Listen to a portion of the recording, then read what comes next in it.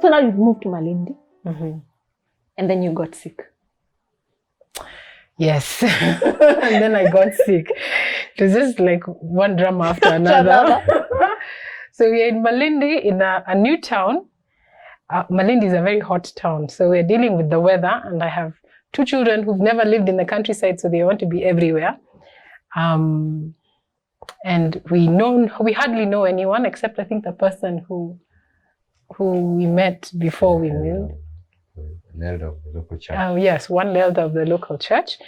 And at that point, my job had been terminated by the government, or rather, I was given a choice whereby I had to either choose to work on the terms they were offering or to resign. And so I chose to resign because what they were offering wasn't for me at the time. So we hardly had any income. So we were just in a very difficult situation. So I always think that it was the stress of moving to a new town with children, young children, with no income on a prayer that was very stressful. And so because I've always had a history of eczema, it just flared. It went out of control. It was really bad. And it was not something, every time I would go to the doctors, they would say, oh, you need to take control of your stress and medicate me. And that would be it. And that would take care of it for like a short period of time. And as soon as the medication is over, the flare-up begins again. So because I was so far, and I don't even think we had medical insurance at that point, did we? No, we didn't have medical insurance at that point. So it's not like we could walk into the nearest medical clinic and give a medical card and say, okay, I need some medication, I need some help. So it was so distressing. I was like, what are we doing? I did a lot of second guessing. Are we doing the right thing? Have we actually lost it? We don't know it, you know? And then it is in this time when Sammy got sick. Yes. Yeah, it's amazing. God, sometimes you think that things are, God has made a mistake somewhere. Yeah. Because when we moved to Malindi, it was not because we were going to the countryside. It's because of the education, remember. We didn't know about country living. And so, but we were in the countryside. And then one morning, I realized that old problem has come back. And now we are very far. And so we thought, now we must do this. We had had a little bit about medical mission. I said, well, I want to give this a shot. So I remembered a friend of mine, used to be in youth choir together. Oh, he's the president of medical mission. I said, why don't I call up so and so and find out what can he do for me? And I called, he was, what's the name of this guy? Jimmy Ayodo. So I called Jimmy and I said, hey, Jimmy, you know, I've got this problem. I got it a long time ago. I've gone through surgeries and it's back. He said, Sam, yeah, don't worry. I'm going to give you a protocol and we will never hear of it again. I said, please tell me. It was so simple. It was basically diet and a few things that need to be done in the bathtub, therapies. And because I had no other choice, I said, this is it. I'm going to follow it religiously. 21 days. And we started day 3. The symptoms were gone. I asked my wife, can you look for that thing? Can you see? She said, I can't see. Gone. Day 3. And we have got another 18 days to do. But I said, I'm not going to stop. I'm going to go through this protocol and finish. As I was saying earlier on, that the protocol cost about 2,000 shillings. Buying garlic, onion. Because my previous treatment, I spent not less than 2 million. All those surgeries, the trips. When I used to travel to India, I used to travel in first class because I couldn't sit for long. So I had to travel lying down. Not because I loved to travel. And my medical provider could not pay for that. Yeah. So it was a very expensive process and took years. But this one, 3 days. It was gone. And it has never come back. And also he didn't call you and tell you, by the way, there is a possibility No. that It will not come back. The thing is that by then now, when we looked at that protocol, we say, this is going to be our daily, we want to change our diet. This is my diet, even after I've recovered. And it kind of now helped us to start investigating more about medical missionary. It actually, I've been hearing about it since I was a child. That's a common name. But I thought it's something that doesn't concern me. But I think now God brought it directly. I couldn't avoid it. And so it was a very eye-opener. I was amazed at the results. And I was completely convinced that God has a plan for our health, for restoration of health. There is a plan, and God's plan, the Bible says that the blessings of God he gives and he adds no sorrow to it. Yeah. For me, that was so real.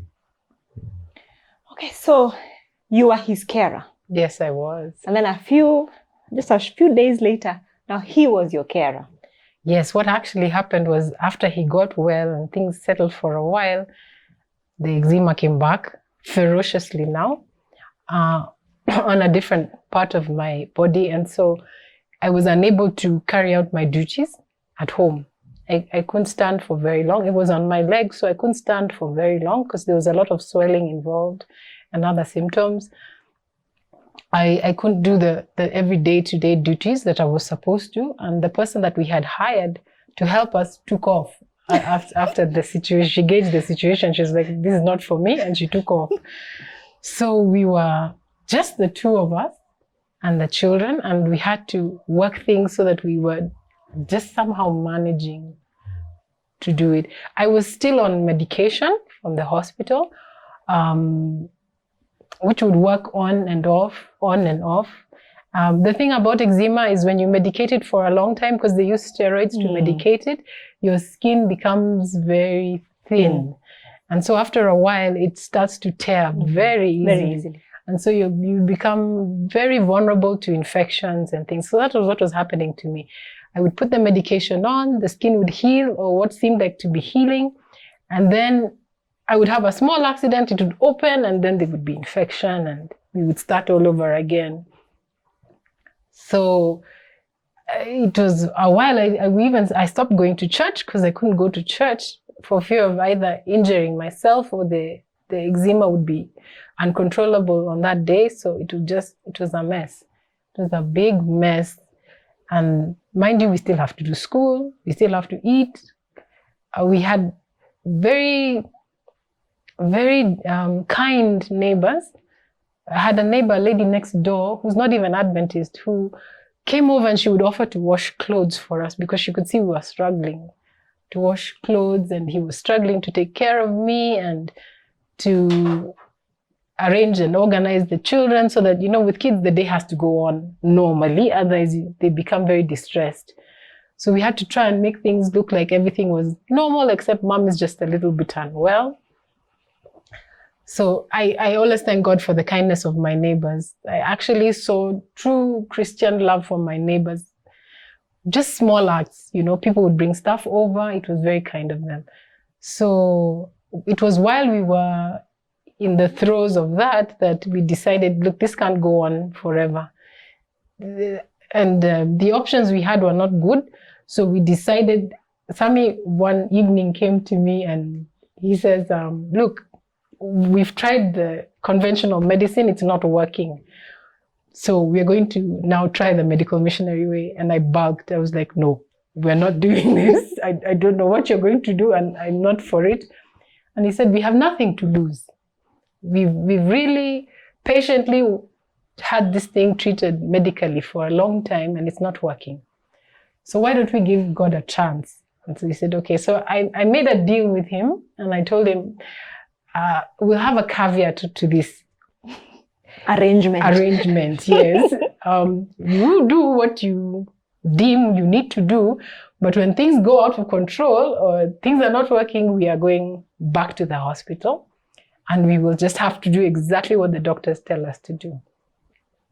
So we agreed, and he began, and oh, it was tough. It was really tough, some of the things we had to do. But we had an agreement, and so we continued with it. And I must say, I have a friend who says, when God needs to show up, he shows up and he shows off, because he is God. He shows that there is none other like him. And so after a while, I think it was it 3 months or longer than 3 months, the eczema suddenly began to fade. I went through a healing crisis where it got worse before it got better, but it started to disappear. And I want to believe also that it was because my mindset changed about it as well. When you have eczema, you can easily slip into a depression about it, because it's a very quote unquote demanding disease. It's itchy all the time.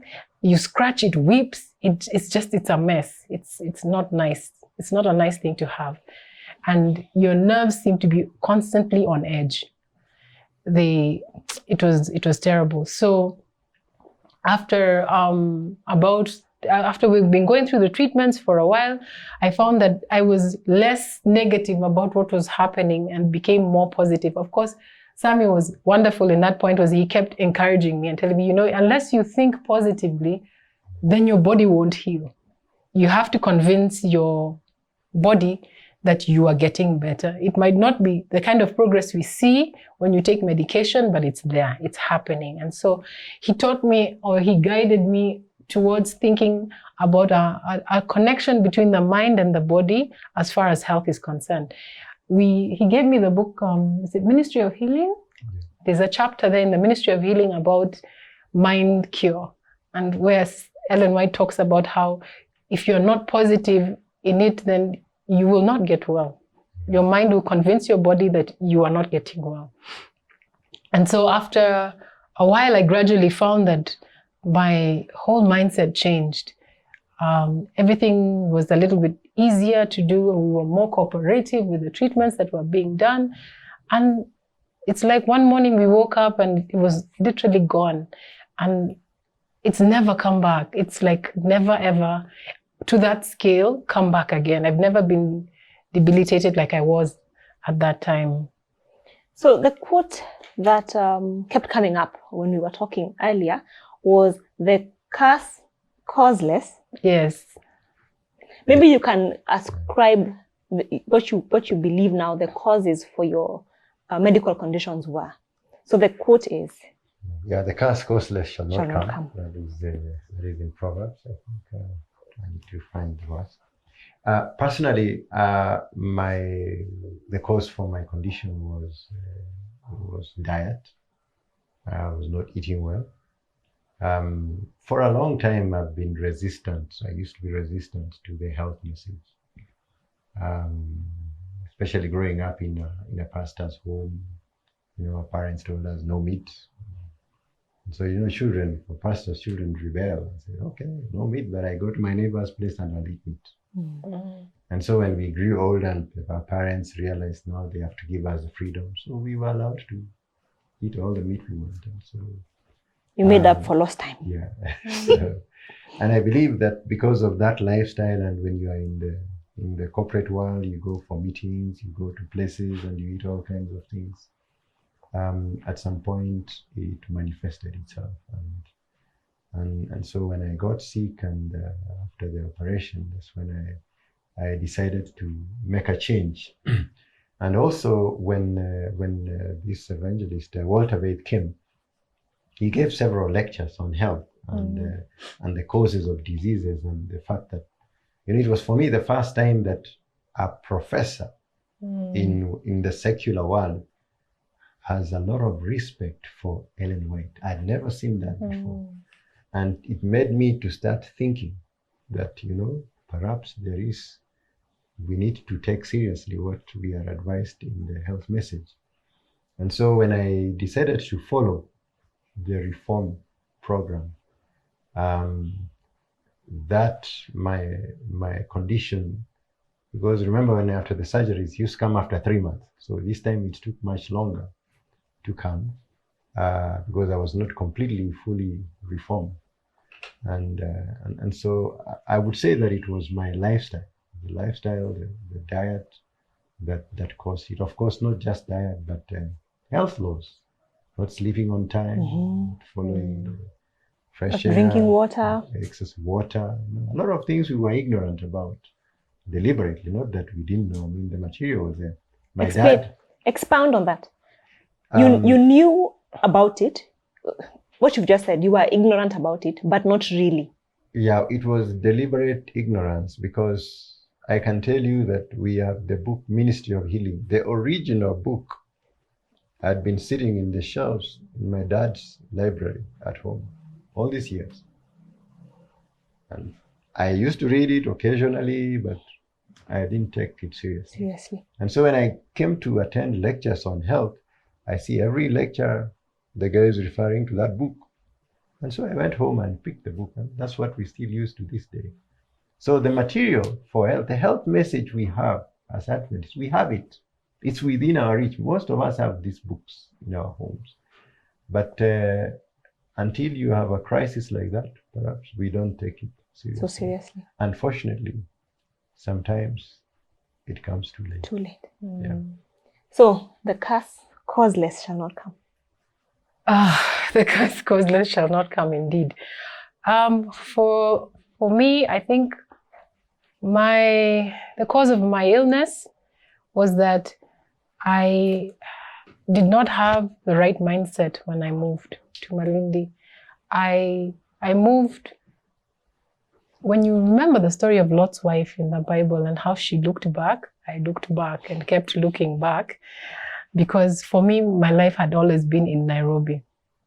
And so when we moved to Malindi, my mind just wasn't for it.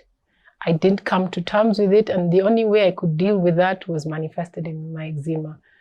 And so when I came to terms with, this is where I was supposed to be, this is where I'm meant to be, this is what I'm meant to do, and this is how I need to redefine my whole identity, then the eczema left. I honestly believe that once I aligned my will to God's will, as far as my situation was concerned, then my health improved, as well as my mental state improved. Amen. Amen. So now we have, we're coming to the place where we are saying that moving to Malindi was not the country. Are you now in the country? You know, God is merciful that He doesn't bring everything all at once. Sometimes He does, but in our case, we were these truths were unfolding gradually, and so we were in Malindi. For us, we didn't even know about country. We just knew that this is a nice, quiet place to bring up the children, and our focus was making sure that they get the right education. And then a friend of mine, Huntington, asked, he was supposed to do a camp. And he said, Sammy, why don't you speak about country living? I said, Huntington, I don't know what is country living. He said, don't worry, I'll give you the material. All the videos. I said, phew, okay. So he gave me the videos, and I went through the videos, and we were watching them at our house with my family. This is now Walter Veith or No, Jackson this or is Elvin Bridges. Elvin Bridges. Okay. He had a whole series, and we were saying, what? We are not in the country. Yes. Because we're living in the suburbs of Malindi. You can say we were, as you were, in the Kileleshu of Malindi. So really not in the country. And so we said, we need to get to the country. This is not the country. So it was by providence. Of course, I gave the talk, but in my mind, I'm thinking, I need to follow this advice. Yeah, and so God made a way, and we found a place further away from Malindi, where now we could say met the requirements of the spirit of prophecy on a country home, where there is no influence, city influence, where the children can be taught farming, and where we could actually have a mission, where there was a need. That is, people are in darkness and they need to be ministered to. Remember when we were in Malindi, there was a local church, so really there was nothing new you're going to do there. There was no need there. And so for us, when that message came, we now had to move even further. And so this our new move has been a challenge because it is completely from scratch. You are living in the wild, the forest, and you have to be at peace with nature, God's creation. It is very nice. It's forested, but it requires a lot of adjusting for those who have been in the city. Yeah. Exactly, yeah. They're not used to insects, to appreciate God's variety of insects. And so it has been a very exciting journey, I must say. You spoke about the principles of country living, as it were. That many people say that we want to prepare to move to the country, but I need to build a home in the country. What do you say about, especially the principle of the home versus the garden?